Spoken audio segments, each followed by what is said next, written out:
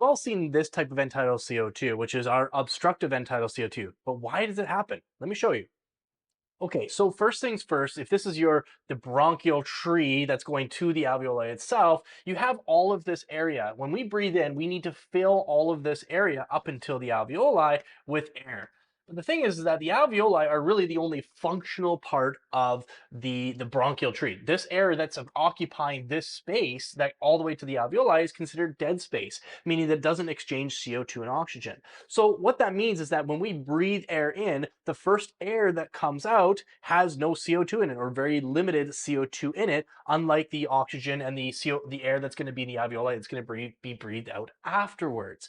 So remember, back when we were talking about obstructive pathology, we have the narrow lumen, and which means that the air takes a lot longer to come out, which means that all of this air inside the bronchioles is going to be much slower to come out. And so that's what gives us that really slanted shark fin look, is because all that air at the beginning of exhalation has no CO2 in it, and it essentially ramps up to finally have the alveolar air reaching the monitor. So that's why we get that obstructive look to the EC or to the end-tidal CO2, simply because all that air at the beginning of exhalation has a very limited amount of CO2 in it, whereas at the very end has the higher concentrations of CO2, giving us that shape in our EtCO2. If you love our videos here, then you're gonna love our illustrated notes. It's chock full of things like cheat sheets, anatomy physiology, and literally everything in between that you can imagine. This is 21 pages long, and it's chock full of really cool illustrated notes for you. If you would love this package, all you need to do is hit the link in our bio and download them from there.